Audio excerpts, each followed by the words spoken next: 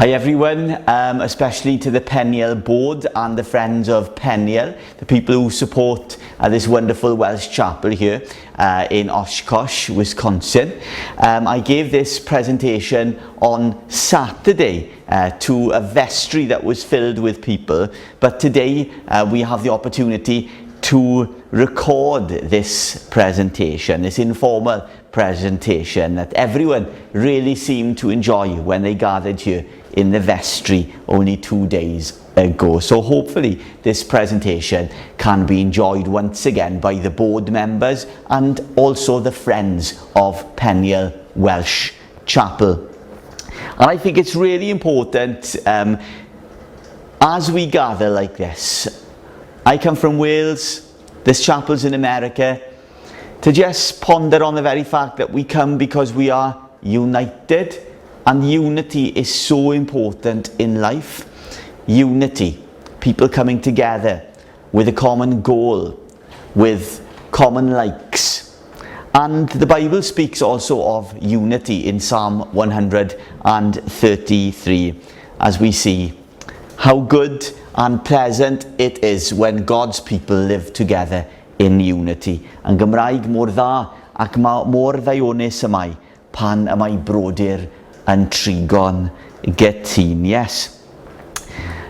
The Welsh-Americans, well, the first Welsh people who settled here in this Welsh settlement, this ring, formed Welsh chapels. Many of them were farmers. They came to look for the freedom to farm, and they were united together, and we are united together today too, and their memory lives on.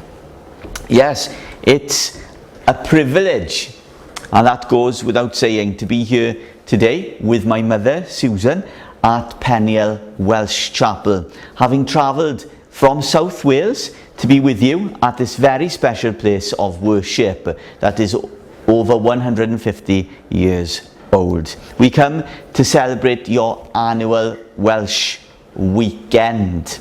Indeed, it is a dream come true to be with you, my many Welsh brothers and sisters here at Peniel Welsh Chapel.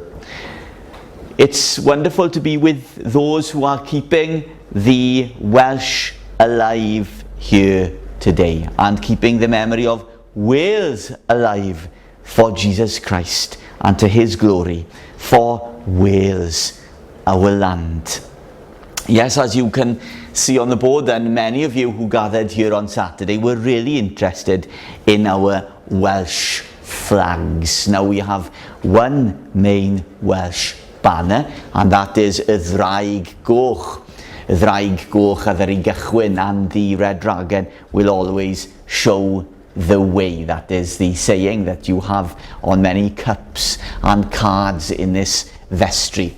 The red dragon is also known as Ddraig Goch Cadwaladr, the red dragon of Cadwaladr, and it was first used in a battle by the king of Gwynedd. So we have that iconic red dragon that is not a symbol of war, but is a symbol of power, strength, and a symbol of the determination of the Welsh people, the power and strength and determination that is still seen today in our nation, in our country of Wales, with its people. But it's interesting to note that I'm also very fond of this banner here, the second banner on the screen. And this banner is the banner of our patron saint, and the patron saint of Wales is, of course, as many of you know, Saint David. In Welsh, yn Gymraeg, Dewi Sant, Dewi Sant.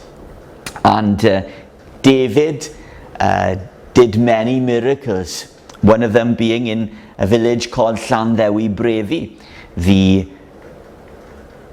ground rose from beneath him when he was preaching, so that the multitudes could see him and hear him preach.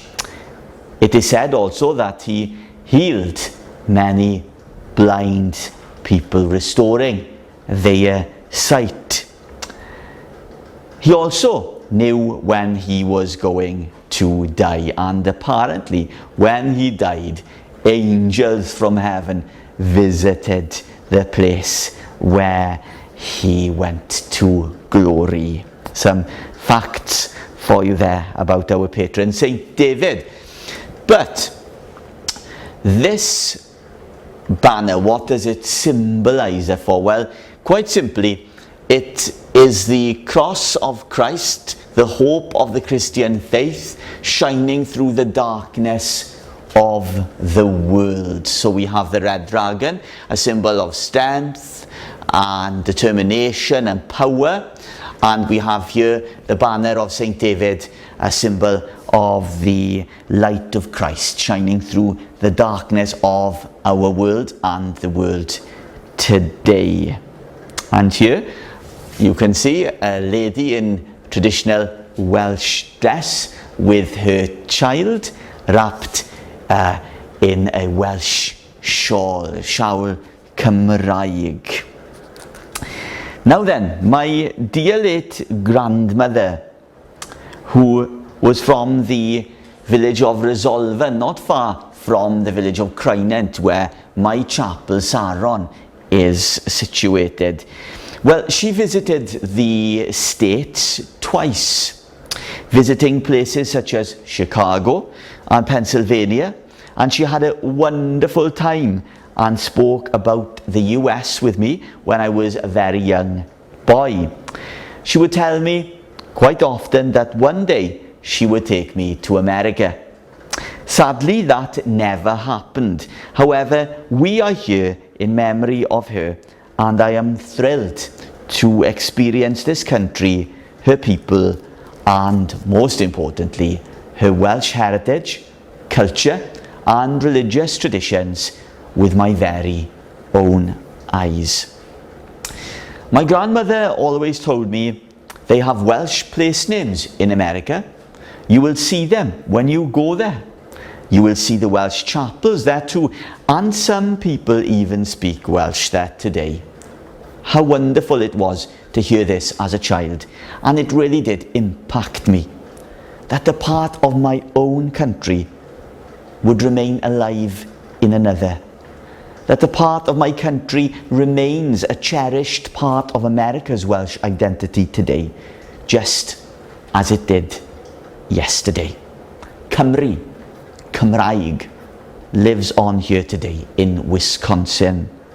Our treftadaeth, our heritage as Welsh people, lives on here, along with our diwylliant, our culture, our Cymraeg, our language, and importantly, our blessed Christianity and non-conformity, our chapel tradition, such as the Gymanfa Ganu, and what a joy it was to conduct that service of worship through song yesterday with a packed chapel. Yes, I bring to my American friends a warm Welsh welcome, and I also bring great appreciation and grateful thanks for all you continue to do here in order to keep the memory and spirit of Wales and the Welsh alive. As we say in Welsh, diolch yn fawr.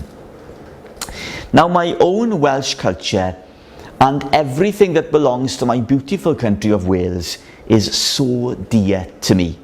Indeed, as some might say, every morning when I wake, I thank the Lord I'm Welsh.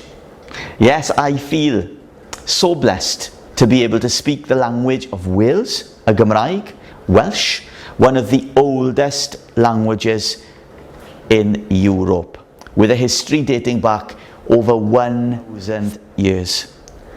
How marvellous it is to find Cymraeg still here today in the USA. The language of Cymru still being spoken and sung here in 2023.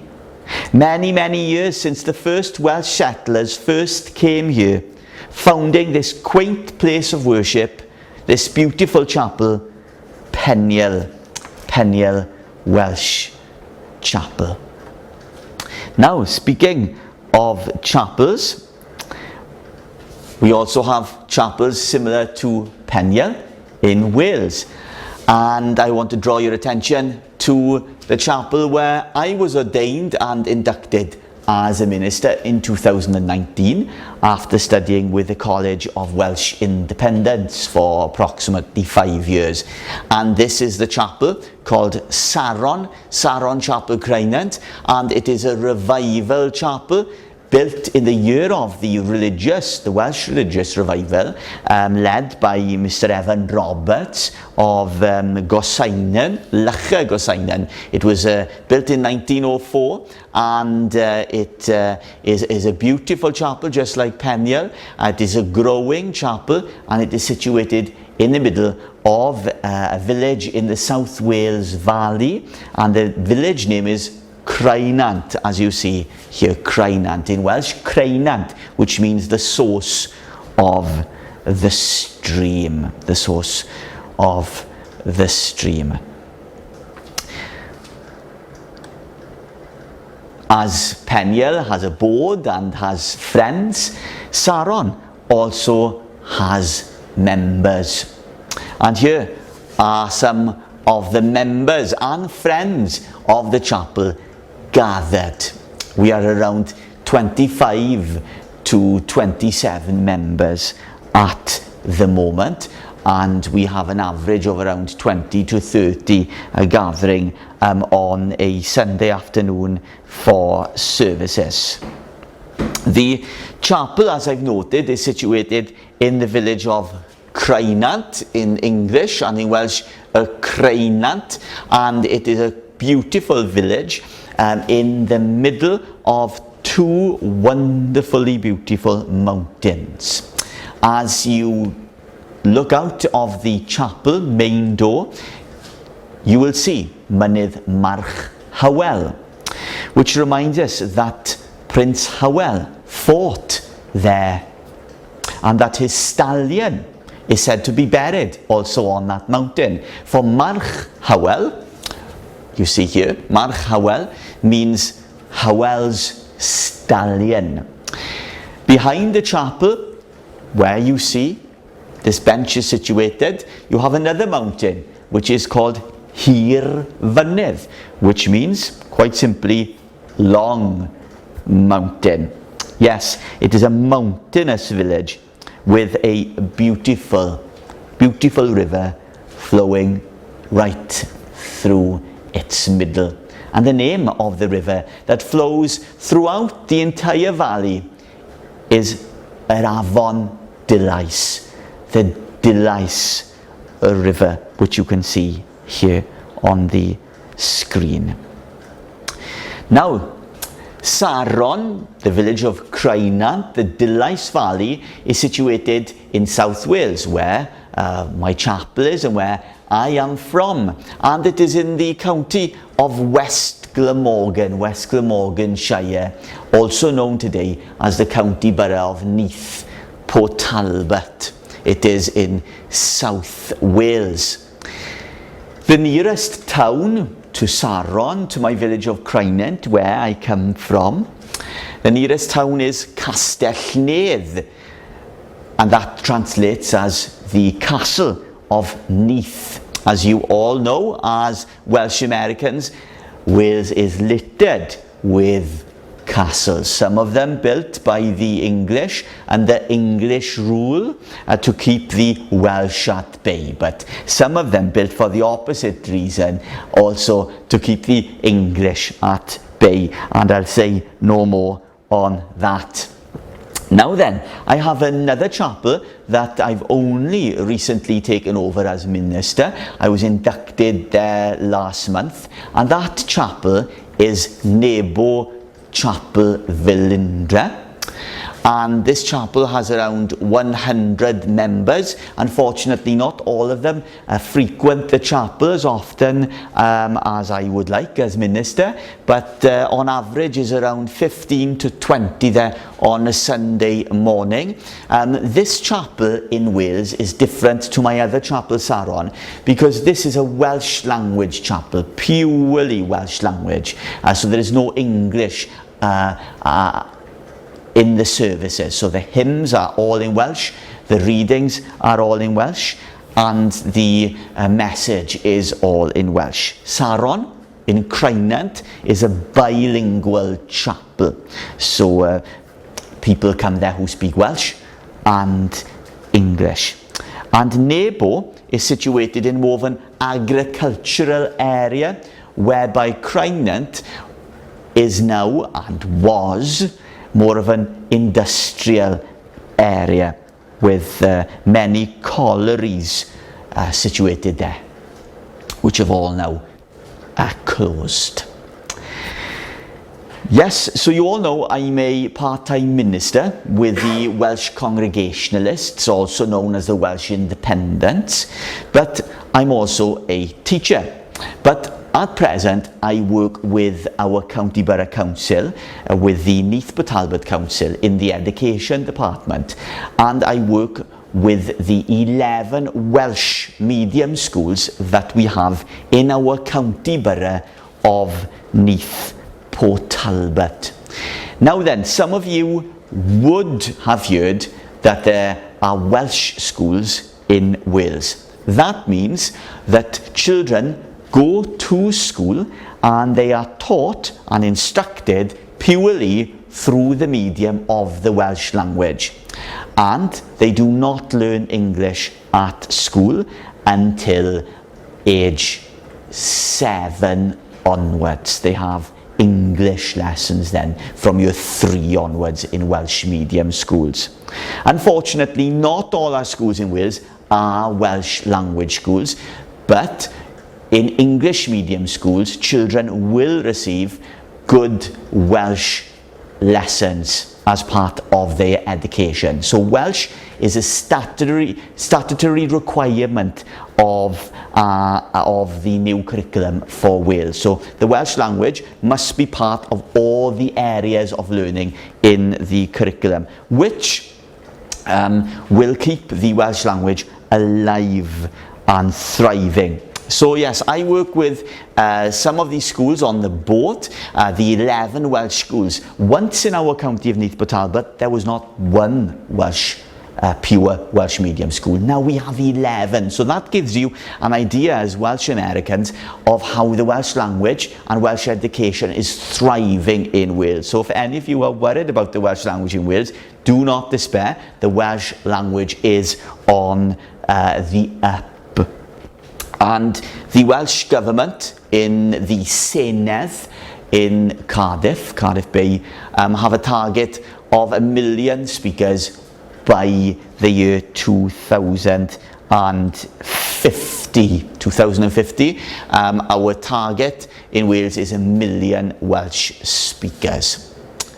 For the year ending the 31st of December 2022, and this is interesting, the annual population survey estimated that 29.5, so 30% of people aged 3 or older were able to speak Welsh. So this is on the rise, and as a Welsh speaker myself, as someone who is heavily involved with Welsh culture and the world of faith in Wales and the world of education, I have complete confidence that the Welsh language is just going to go and continue to be used and cherished in Wales. And the most important thing you see about the language is, yes, we learn it, but we have opportunities to use it in the community, in social settings. So there are more opportunities now in Wales to use the Welsh language in real life situations and settings, which I know many of you will be pleased to hear.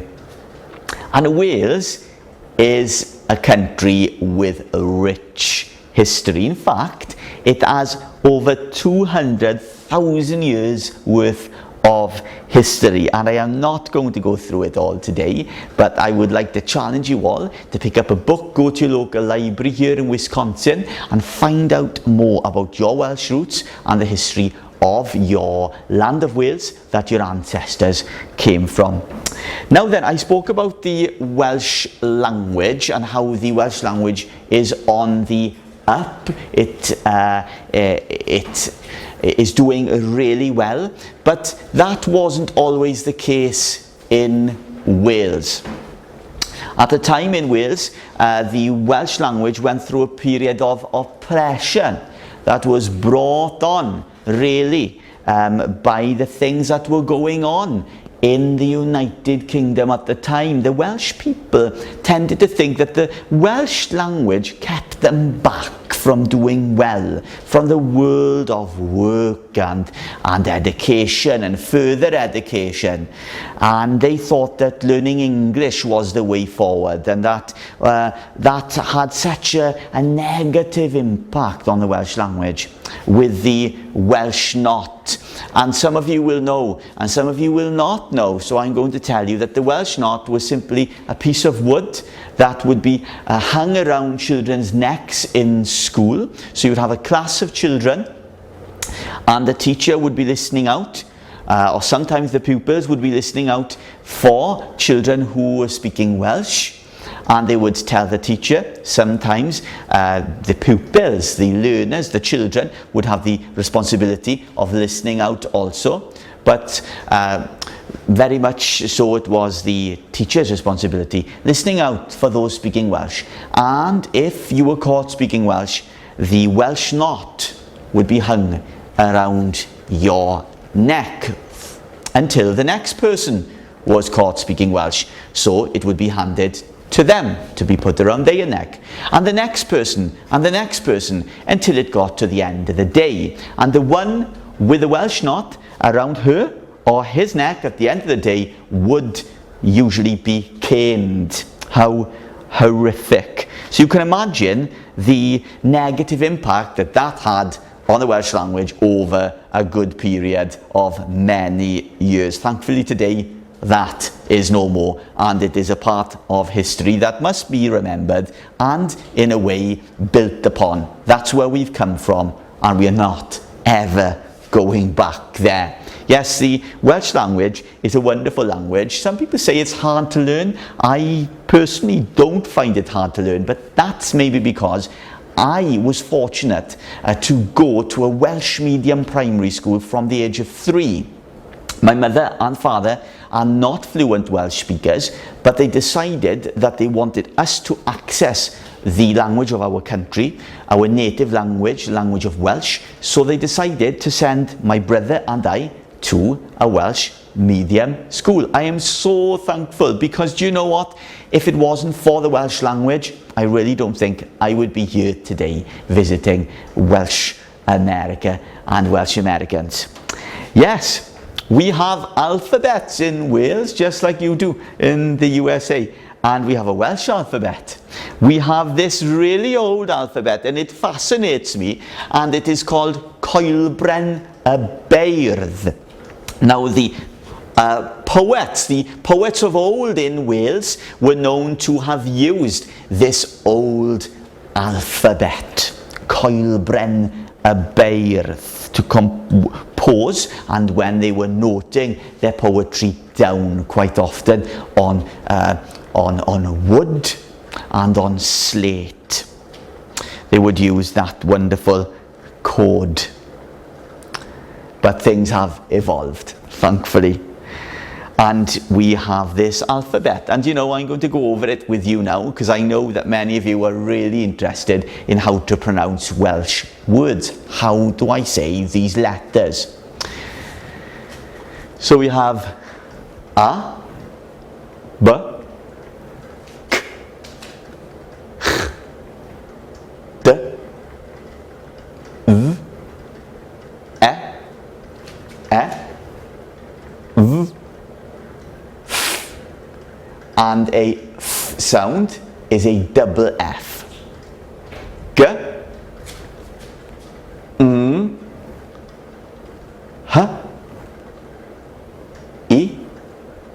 And then you don't see it here, there's a J, which is a J.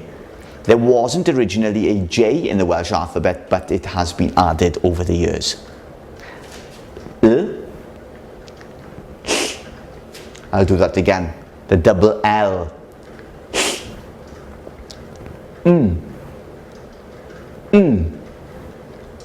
O. O. P. A P. P and a H is the same sound as a double F. R. R and a H is a R. R. S. T. F. I. U.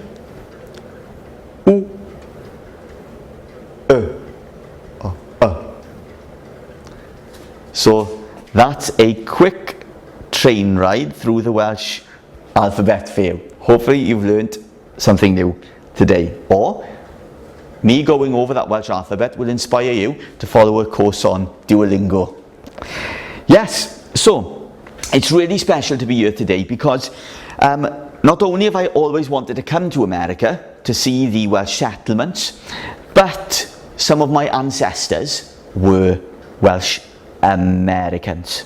Some of my ancestors were Welsh-Americans, and I'm really proud of that, and I want to just share that with you today. One of my very own ancestors settled here in the USA, and there are many more unknown, I'm sure. His name was Mr. Edward Herbert Rhys. Mr. Ed Herbert Rhys. Yes, Ed, as he was known by many.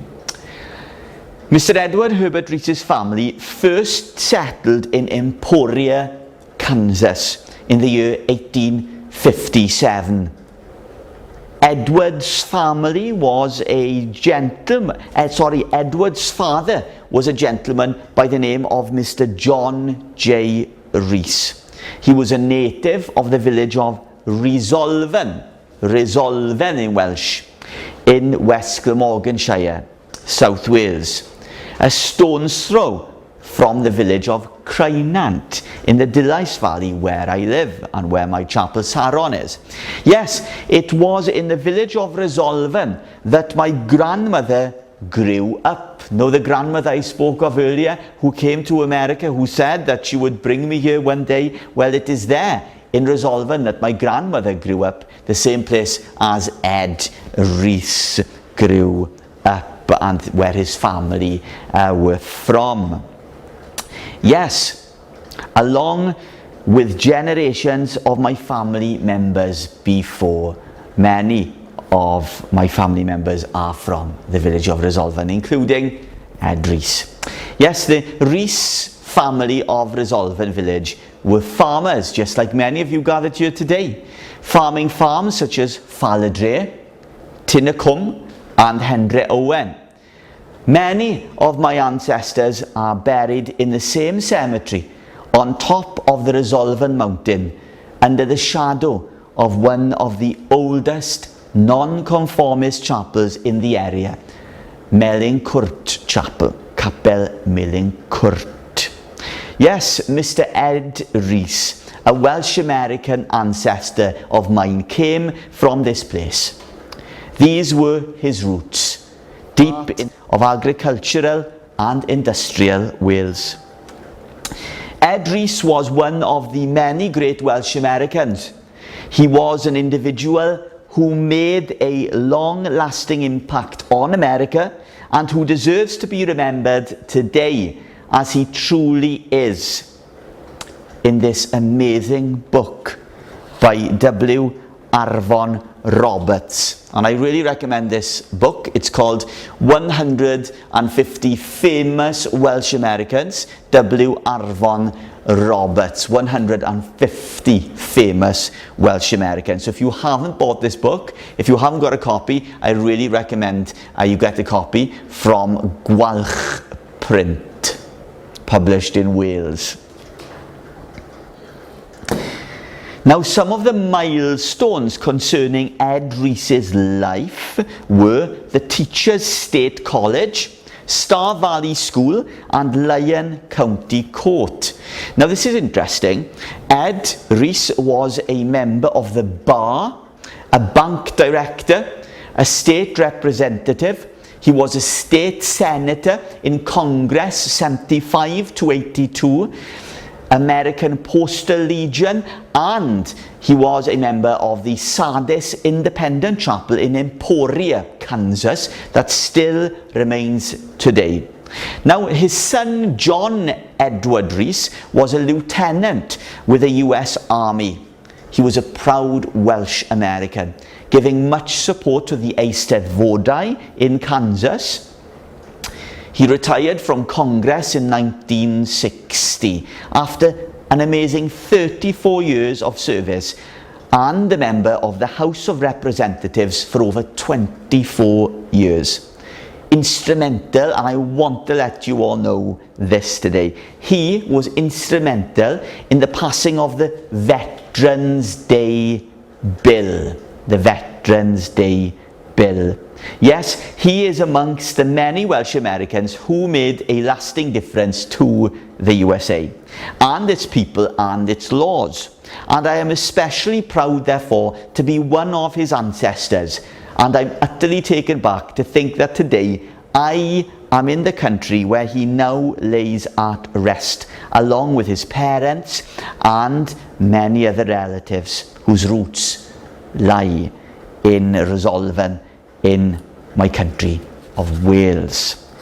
Now, another, and this is the last ancestor that I'm going to speak about, another ancestor and relative of mine with Welsh-American connections is the Doctor of Music, Dr. William Rhys Herbert. And once again, Dr. William Rhys Herbert was from the village of Rhysolven in West Glamorganshire. Yes, there must be something in the water or the air in that village. Yes, Wales is a land of song and culture, and I believe that from Rhysolven 4 doctors of music came. 4 doctors of music from a small village in the South Wales Valley. One of them, Dr. William Rhys Herbert. At the tender age of 22, Dr. William Rhys Herbert left Wales for Canada, where he was awarded his PhD in music in 1900. He then moved here to the United States of America and was appointed organist at Henedin Methodist Chapel in Minneapolis, and later at the Church of the Redeemer there. He was director of many glee clubs and director of the Apollo Male Voice Choir until his death in the year 1921 at Chicago on his 53rd birthday. Yes, he is amongst Wales's greatest composers. And unfortunately, many of his works have been lost. I wonder if you have music composed by Dr. William Rhys Herbert. Let us know if you do. Composer, conductor, organist and pianist, a relative of mine. Now, little, as I've noted, little of his works remain in publication today, especially his operettas. He wrote many of them, such as the operetta Sylvia, Captain Vanderhung, The Rivals, and the cantatas Bethlehem, the Nazarene, Bethany, Calvary and Olivet. But Dr. William Rhys Herbert's name lives on today in the spirit, your spirit as Welsh Americans, just like all our once famous Welsh and well-respected forefathers gone before us. People might not hear about them today, but they live on in us. They live on through you and I, through our work, through our perseverance, through our dedication, through our passion for Wales. And I can tell you, after being in the Gamanfa yesterday, Dr. William Rhys Herbert's passion for music certainly lives on today in Wisconsin. Yes, Dr. William Rhys Herbert came from humble beginnings in Wales, just like with Ed Rhys. It is said that Dr. William Rhys Herbert was the first ever inhabitant of his small village of Resolven in South Wales to ever own an organ like you have here in the chapel, a harmonium, or as we call them in Wales, a pump organ. And this pump organ was transported to his village of Wales by train and then paraded through the Welsh streets to his family parlour room. And on parade it is said that the harmonium, the pump organ, was surrounded by the Welsh children who had never seen such an instrument before. And this is the famous 970-seater chapel in the village of Resolven, Jerusalem. You can see the outside and the inside of the chapel here. And it was in this chapel that the famous Welsh hymn, and I know as Welsh-Americans you love this hymn, this Welsh hymn was first sung. What is the hymn? It is Rachi, or as many of us say, Richi. I wonder if you have sung that hymn recently. Well, if you were in the Gamanva yesterday, you would have sung it, and it was rousing. That hymn was first sung in a Gamanva here at this chapel, and since then it has gone all over the world. And Ed Rhys, William Rhys Herbert were all from the village of Resolven. I noted that many of my ancestors and their ancestors undoubtedly are buried at this chapel, Melin y Cwrt. And just behind the chapel there is a beautiful waterfall, Sgwd Melin Cwrt waterfall, and many tourists flock to this area and to a village called Pontynydd Fechan. If you are in South Wales, make sure that you go to Pontynydd Fechan to see the wonderful waterfalls that are there today. And this chapel is very dear to me because many of my ancestors are built there, are buried there over 5 generations, and I know where all of them are laid to rest. Yes, roots are so important, aren't they? It's so important to know where you come from. But who were the other Welsh-American pioneers? Amongst them, and I'm not going to go over the 150, amongst the other Welsh-American pioneers were Betsy Ross. Now, Betsy Ross was the maker of the US flag. Samuel Milton Jones is another one, and he was a factory reformer. Lewis Evans, he mapped the northern states of the United States in 1749. John Adams, second president of the USA. Hubert, vice president of the USA. And Martha Washington, wife of President George Washington. All of these people had Welsh blood. Is it a wonder that they did such amazing things? Yes, to touch the tip of the iceberg, Cymru. Cymru Fach, as some might say, is a Cymru Mawr. It might be a small country, but look at its impact on America and the world. It's had such a tremendous impact on your country of America. Its people, the Welsh people, have impacted your country, and that impact is to be seen positively today. Today you keep the spirit of the Welsh Americans alive. And in the words of our Welsh national anthem, land, land, I am true to my land, as long as the sea serves as a wall. For this pure dear land, may the old language endure forever. Gwlad, gwlad, pleidio lwyfi'n gwlad, tra môr yn ddir i'r bir holl bai, o bydded i'r hen iaith, barhau. Beth yw ots gen I am Gymru is the question then I'm going to ask you. Some of you don't know what that means. I'll tell you. What do I care about Wales? What do you care about Wales today as Welsh-Americans? As people who have Welsh blood, who have roots in Wales and its people, in its land, in its culture and heritage and traditions and language. What do you care about Wales? Well, I know that Wales is so dear to you and Wales is dear to me too, and that is why I've come here to share with you in your love of Wales. And I want you to know too that Wales is dear to us also in our own country. And the Welsh Government is really passionate about ensuring that Welsh history and Welsh culture and Welsh traditions and the Welsh language lives on for generations to come. I'm ending this simple presentation with this wonderful word that sums up my visit here to America. Hiraeth. Hiraeth.